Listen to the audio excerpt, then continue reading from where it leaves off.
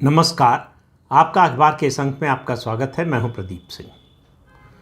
दुनिया की बात करें, व्यक्ति की बात करें, देशों की बात करें, संगठनों की बात करें, नए दोस्त और नए दुश्मन बनते बिगड़ते रहते हैं। ये क्रम है, प्रकृति का नियम है जो चलता रहता है। लेकिन कुछ बातें हमेशा याद रखनी चाहिए कि जो आपका मौलिक रूप से यानी सैद्धांतिक रूप से दुश्मन है या विरोधी है, वो आपका दोस्त नहीं होगा, क्योंकि वो पहले से तय कर चुका है कि उसको क्या करना है। जब आपका विरोध या आपसे दुश्मनी ही उसके जीवन का लक्ष्य हो, तो ये उम्मीद करना कि वो बदल जाएगा, ये गलत होगा। लेकिन दुनिया को बताना ज़रूरी होता है कि देखिए, ये ऐसा व्यक्ति है, इसके स्वभाव के कारण हम इसके साथ जो आगे करने वाले हैं वो करेंगे। कहते हैं शठ समझे शठ ही की भाषा, यानी शठे शाठ्यम समाचरेत। जो जैसा है उसके साथ वैसा ही व्यवहार करना चाहिए। लेकिन अंतर्राष्ट्रीय राजनय में यानी इंटरनेशनल डिप्लोमेसी में बहुत कुछ ऐसा किया जाता है जो आप दरअसल करने का उद्देश्य नहीं होता है, लेकिन दुनिया को बताने का उद्देश्य होता है। तो दुश्मन जो होता है उसको कभी, पहली बात तो अंडर एस्टिमेट नहीं करना चाहिए। दुश्मन छोटा या बड़ा नहीं होता, दुश्मन दुश्मन होता है। वो आपको नुकसान पहुंचाने की हर समय कोशिश करता रहता है। लेकिन दुश्मन को पराजित करने के लिए, उससे लड़ने के लिए सीधे लड़ाई की ज़रूरत हमेशा नहीं होती। ज़रूरत पड़े तो लड़ना भी चाहिए, लेकिन कई बार ऐसा होता है कि आप दुश्मन से सीधे लड़ाई न करके अगर उसके दुश्मनों का साथ देते हैं तो वो ज़्यादा घातक होता है उसके लिए। इसी रणनीति पर भारत का नया दुश्मन तुर्की चल रहा है। तुर्की भारत का दोस्त कभी नहीं रहा। तुर्की का जो सिद्धांत है वो कैलिफेट का, खलीफा का, पूरी दुनिया में जो है इस्लामी राज्य स्थापित करना, वो भारत की संस्कृति से बिल्कुल मेल नहीं खाता। तो दोनों में कभी जो है इस तरह के प्रगाढ़ संबंध हो नहीं सकते। तुर्की हमेशा भारत का विरोध करेगा। तो अभी तक ये विरोध जो है वो खुली दुश्मनी के रूप में सामने नहीं आया था। अब ऑपरेशन सिंदूर के दौरान उजागर हो गया कि ये खुली दुश्मनी के रूप में है। भारत पहले से जानता था, प्रधानमंत्री नरेंद्र मोदी को पता था। केवल दुनिया को दिखाने के लिए जब भूकंप आया तुर्की में, तो पहला जो राहत और बचाव का दल गया वो भारत से, ऑपरेशन दोस्त के नाम से। और इस दोस्त ने ऑपरेशन सिंदूर के दौरान दोस्त की पीठ में छुरा घोंपा। तो अब पूरी तरह से स्पष्ट हो गया कि हमने अपनी ओर से दोस्ती का अपनी हाथ बढ़ाया, लेकिन उधर से हमको धोखा मिला। तो अब आगे जो होगा वो उसके लिए हम जिम्मेदार नहीं होंगे, जिसने ये धोखा दिया है वो जिम्मेदार होगा। भारत और तुर्की की ये नई दुश्मनी दिखी है तुर्की और पाकिस्तान के बढ़ते संबंध के कारण। पहले से संबंध थे। तुर्की कभी कश्मीर के मुद्दे पर भारत के साथ नहीं रहा, हमेशा पाकिस्तान के साथ ही रहा। लेकिन वो मुस्लिम वर्ल्ड की एकता के नाम पर या मुस्लिम ब्रदरहुड के नाम पर भारत काफ़ी समय तक इसको इग्नोर करता रहा। बहुत से देश थे, धीरे धीरे बदल गए। तुर्की नहीं बदला, बल्कि तुर्की का जो रवैया है और ज़्यादा भारत विरोधी होता गया। ऑपरेशन सिंदूर के दौरान उसने ड्रोन दिया और चलते ऑपरेशन के बीच में पाकिस्तान को ड्रोन की सप्लाई की और दूसरे हथियारों की सप्लाई की। हर तरह की मदद तुर्की कर रहा है।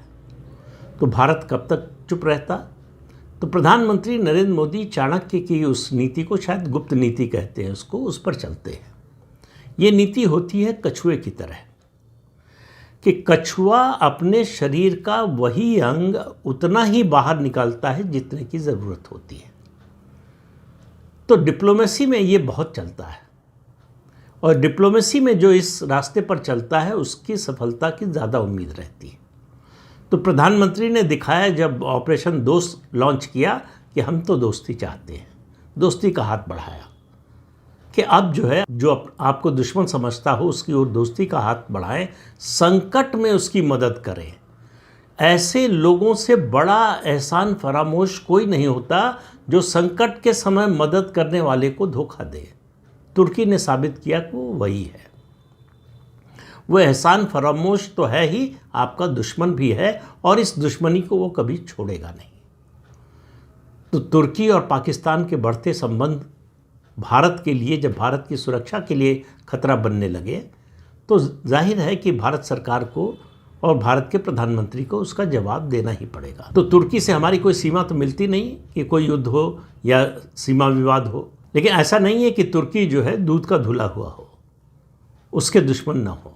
दो देश, साइप्रस और ग्रीस, इन दोनों देशों की तुर्की से दुश्मनी है। तुर्की ने साइप्रस के 1/3 हिस्से पर कब्जा कर रखा है और लगातार इनको परेशान करता है। भारत ने इन दोनों देशों से संबंध बढ़ाना शुरू कर दिया। तुम पाकिस्तान की मदद कर रहे हो, हम तुम्हारे बगल में जो 2 देश हैं तुम्हारे दुश्मन, जिनसे तुम्हारी दुश्मनी है, हम उनकी खुलकर मदद करेंगे। अभी G7 में कनाडा गए थे प्रधानमंत्री, उस दौरान 2 और देशों में गए थे वो, क्रोएशिया और उसके अलावा साइप्रस। इसमें साइप्रस की यात्रा बहुत महत्वपूर्ण थी। वो साइप्रस के राष्ट्रपति के इनविटेशन पर गए थे और साइप्रस के राष्ट्रपति ने प्रधानमंत्री नरेंद्र मोदी से कहा था कि बड़ा डेलीगेशन लेकर आइएगा। 100 अधिकारियों का डेलीगेशन गया था साइप्रस। वहाँ विभिन्न मुद्दों पर बात हुई, अलग अलग तरह के एग्रीमेंट्स पर बात हुई। दोनों देश एक दूसरे की कैसे मदद कर सकते हैं, क्या सहायता कर सकते हैं, इस पर बात हुई। और एक बात याद रखिए कि साइप्रस यूरोपियन यूनियन का हिस्सा है, सदस्य देश है, और 2026 के शुरू में साइप्रस को यूरोपियन यूनियन की अध्यक्षता मिलने वाली है।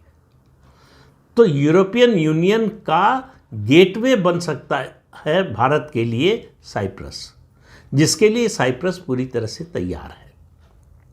अब ये मुद्दा ऐसा है जो तुर्की की रातों की नींद हराम कर सकता है। भारत केवल आर्थिक सहयोग या आर्थिक व्यापार के क्षेत्र में साइप्रस से संबंध नहीं बनाना चाहता। साइप्रस और ग्रीस दोनों को भारत में निर्मित हथियारों की सप्लाई के लिए भी तैयार है, और ये हो भी रहा है। तो तुर्की के लिए, तुर्की के जो ड्रोन पाकिस्तान पहुंच रहे हैं, उसके जवाब में भारत के हथियार साइप्रस और ग्रीस पहुंच रहे हैं या बड़ी मात्रा में आने वाले दिनों में पहुंचने लगेंगे। और उसकी वजह से तुर्की के लिए मुसीबत बढ़ती जाएगी। जितनी पाकिस्तान की उस मदद करने के कारण तुर्की जितना भारत को परेशान कर रहा है, उससे कई गुना ज़्यादा परेशान होगा। तो सीधे शब्दों में कहें तो तुर्की को सबक सिखाने का, उसको उसकी हैसियत, उसकी औकात दिखाने का काम प्रधानमंत्री नरेंद्र मोदी ने शुरू कर दिया है। तो भारत की रीजनल जियोपॉलिटिक्स की जो स्ट्रेटजी है, उसमें साइप्रस बहुत महत्वपूर्ण हो गया है। ख़ास तौर से तुर्की का जो व्यवहार है, तुर्की का जो रवैया है, तुर्की की जो नीति है, उसके कारण इसका महत्व और ज़्यादा बढ़ गया है। प्रधानमंत्री नरेंद्र मोदी चाहते हैं कि यूरोप और मेडिटेरेनियन में भारत का प्रभाव बढ़े। इसमें साइप्रस भारत की मदद कर सकता है, और भी देश है, लेकिन साइप्रस की ओर भारत जो है इसीलिए दोस्ती का हाथ बढ़ा रहा है। साइप्रस को हमारी ज़रूरत है, हमको साइप्रस की ज़रूरत है। दोनों एक तरह से सिम्बियोटिक रिलेशनशिप में, कि दोनों का फ़ायदा है इस दोस्ती से। साइप्रस को भारत जैसे देश का जो ग्लोबल साउथ का लीडर बन रहा है और जिसकी विश्व मंच पर इतनी बड़ी हैसियत बन गई है। भारत की आर्थिक हैसियत आप ये देखिए कि यूरोप के जो देश हैं, यूरोप के 2 बड़ी अर्थव्यवस्थाओं, इंग्लैंड और फ्रांस, इनको पीछे करके भारत अर्थव्यवस्था की दृष्टि से आगे निकल गया है। अब यूरोप का सिर्फ एक देश है जो भारत से अर्थव्यवस्था में अभी आगे है, और वो है जर्मनी। पहले नंबर पर अमेरिका है, दूसरे नंबर पर चीन है, तीसरे नंबर पर जर्मनी है, चौथे नंबर पर भारत है। और अगले साल तक भारत जर्मनी को भी पीछे छोड़ देगा। तो इसलिए भारत की अर्थव्यवस्था की ताकत को समझिए। और फिर कह रहा हूँ कि ऑपरेशन सिंदूर ने भारत की सैन्य शक्ति और उससे भी ज़्यादा मेक इन इंडिया की जो ताकत है, उसको पूरी दुनिया को दिखा दिया है। इसलिए भारत का रुतबा दुनिया के दूसरे देशों की नज़र में और ज़्यादा बढ़ गया है। भारत ने आंतरिक रूप से स्वदेशी अपनी टेक्नोलॉजी के बेसिस पर कितनी प्रगति कर ली है कि वो दुनिया के बड़े देशों की कतार में शामिल हो गया है। ऐसी टेक्नोलॉजी है भारत के पास जो दुनिया के सिर्फ 3-4 और देशों के पास है। और उनमें भी आगे निकलने की कोशिश लगातार चल रही है। अब साइप्रस की इस यात्रा का प्रधानमंत्री की इससे महत्व समझिए कि इससे पहले 1982 में इंदिरा गांधी गई थी साइप्रस, और फिर 2002 में अटल बिहारी वाजपेयी गए थे। मतलब 23 साल बाद भारत का कोई प्रधानमंत्री साइप्रस गया है। और इस समय जो जियोपॉलिटिक्स है उसमें आप समझिए कि भारत के लिए तुर्की का महत्व क्या है। तो साइप्रस से संबंध बढ़ाकर भारत एक तरह का संदेश या कहें चेतावनी दे रहा है तुर्की को कि जैसे को तैसा, तुम पाकिस्तान के साथ जाकर जो हमारे साथ कर रहे हो उसका बदला हम देखो कैसे ले सकते हैं। साइप्रस तुर्की और सीरिया के पास एक छोटा सा आइलैंड है, लेकिन जियोपॉलिटिक्स की दृष्टि से और तुर्की को सबक सिखाने की दृष्टि से भारत के लिए बहुत महत्वपूर्ण है। आपको मालूम है कि भारत जो है एक कॉरिडोर बना रहा है जिसका नाम है India middle east Europe economic corridor. अब ये कॉरिडोर एक बार बन गया तो भारत अपना सामान सीधे यूरोप तक पहुंचा सकेगा। यूरोप के बाजार हमारे लिए एक तरह से खुल जाएंगे। अब कहते हैं कि इसी को रोकने के लिए ये जो इजराइल पर हमास का हमला हुआ 2023 में, वो इसी कॉरिडोर का काम रुकवाने के लिए। अब वो इसमें कितना सफल होते हैं पता नहीं, लेकिन भारत अपने इस प्रोजेक्ट पर कायम है और इसमें जो शामिल देश हैं वो भी इस पर कायम है। इससे साइप्रस भी जुड़ेगा। तुर्की की चिंता ये भी है। तो तुर्की के लिए साइप्रस और ग्रीस दोनों चिंता का विषय हैं और तुर्की के दोनों चिंता के विषय का मददगार बन गया है भारत। तो भारत जिस तरह से अपनी गोटियां बिछा रहा है, विश्व राजनीति में अपनी हैसियत बढ़ा रहा है, अपने दुश्मनों की ताकत कम कर रहा है, अपने दुश्मनों की घेराबंदी कर रहा है, इसका पहला उदाहरण आपको देखने को मिलेगा तुर्की, कि तुर्की का इलाज कैसे करता है भारत। और सीधे भारत को कोई सेना नहीं भेजनी है, भारत को कोई तुर्की पर आक्रमण नहीं करना है। आर्थिक रूप से जो कदम उठाने हैं वो शुरू हो गया है। तुर्की की एक प्राइवेट कंपनी है जिसको भारत में बहुत सारे एयरपोर्ट्स के रखरखाव का ठेका मिला हुआ था। कहते हैं कि ये कंपनी तुर्की के जो राष्ट्रपति हैं अर्दोगान, उनकी बेटी की है। भारत ने उस पर प्रतिबंध लगा दिया है। इसके अलावा तुर्की से जो टूरिज़्म होता था, बहुत बड़ी मात्रा में टूरिस्ट तुर्की जाते थे भारत से। डेस्टिनेशन वेडिंग का एक पसंदीदा डेस्टिनेशन था भारत के लोगों के लिए तुर्की। उस सब में लगातार कमी आ रही है। ऑपरेशन सिंदूर के दौरान जिस तरह से तुर्की ने मदद की पाकिस्तान की, उसके बाद बड़े पैमाने पर होटल्स की और एयरलाइंस की बुकिंग कैंसिल हुई है। तो कुल मिलाकर तुर्की को कैसे घेरा जा सकता है। और दूसरा, जो तुर्की और अर्दोगान का सबसे बड़ा सपना है, इस पर मैंने अलग से वीडियो बनाया था कि वो मुस्लिम वर्ल्ड का नेता बनना चाहते हैं अर्दोगान। और उनके रास्ते में सबसे बड़ी रुकावट है सऊदी अरब। याद रखिए, तुर्की जो है शिया देश है और सऊदी अरब जो है सुन्नी देश है। तो सुन्नियों की जनसंख्या दुनिया में जितनी भी मुस्लिम पॉपुलेशन है उसमें सबसे ज़्यादा है। और सऊदी अरब जो है इसलिए मुसलमानों का नेतृत्व करना चाहता है। तो अर्दोगान के रास्ते में सबसे बड़ी बाधा जो है वो सऊदी अरब है। और सऊदी अरब और भारत के बहुत अच्छे संबंध हैं। सऊदी अरब ने अभी हाल ही में प्रधानमंत्री नरेंद्र मोदी को अपना सबसे बड़ा सिविलियन अवार्ड दिया, साइप्रस ने भी दिया। अभी जब साइप्रस की यात्रा पर प्रधानमंत्री गए थे तो उनको साइप्रस का सबसे बड़ा सिविलियन अवार्ड दिया गया। ये जो घेराबंदी प्रधानमंत्री नरेंद्र मोदी कर रहे हैं, इसका परिणाम कोई 2 दिन में, 4 दिन में, 2-4 महीने में नहीं निकलने वाला है। ये भविष्य की दृष्टि से इसकी योजना बनाई जा रही है और जाहिर है कि भारत के इन कदमों का भारत के दुश्मनों पर असर पड़ना शुरू होगा। ये असर केवल तुर्की तक नहीं रहेगा, इसका दर्द पाकिस्तान को भी महसूस होगा।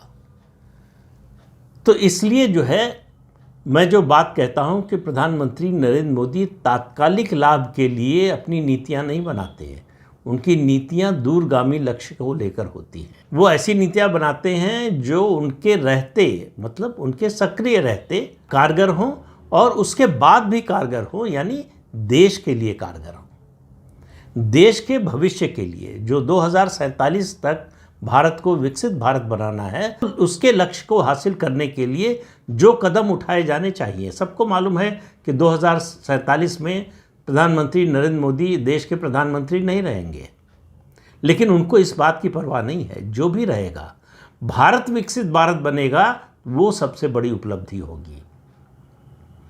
तो इसलिए मैं कह रहा हूं कि तुर्की के बुरे दिन शुरू होने वाले हैं। तत्काल उसको कोई बड़ा नुकसान नहीं होने जा रहा है। तुर्की संपन्न देश है, उसके बहुत से देशों से संबंध है, अच्छे संबंध है, और भारत के जो विरोधी हैं वो भी तुर्की की मदद के लिए आएंगे। तो ये संघर्ष आने वाले दिनों में तेज होने वाला है। भारत अब पहले की तरह चुपचाप बैठकर पीछे हटकर देखने वाला नहीं है। हमारे दुश्मनों के दोस्त जो हैं वो उनकी मदद कर रहे हैं, हमारे दुश्मनों की, और हम उनकी ओर नहीं देखेंगे, केवल अपने दुश्मन की ओर देखेंगे। तो अब पाकिस्तान के साथ भारत के दुश्मनों की सूची में तुर्की भी जुड़ गया है। पाकिस्तान और चीन तो पहले से ही थे। तो ये विश्व व्यवस्था जो बदल रही है, आने वाले समय में आपको इसका स्वरूप, जो बदलता हुआ स्वरूप है, वो दिखाई देगा और समझ में आएगा कि भारत की कितनी बड़ी भूमिका होने जा रही है। इंग्लैंड के साथ भारत का FTA होने जा रहा है, फ्री ट्रेड एग्रीमेंट होने जा रहा है। 23-24 को प्रधानमंत्री ब्रिटेन में होंगे। केवल इसके लिए नहीं जा रहे हैं, वो ब्रिटेन के प्रधानमंत्री के इनविटेशन पर जा रहे हैं। और भारत की इस ट्रेड डील से दुनिया के बहुत से देशों को परेशानी है, यहाँ तक कि अमेरिका को भी है। तो अभी देखते जाइए आगे आगे खेल क्या होता है। तो इस अंक में इतना ही। अगले अंक में फिर मिलेंगे किसी नए मुद्दे के साथ। तब तक के लिए अनुमति दीजिए। आपसे अनुरोध है कि चैनल देखें, शेयर कीजिए, लाइक कीजिए और सब्सक्राइब जरूर कीजिए। नमस्कार।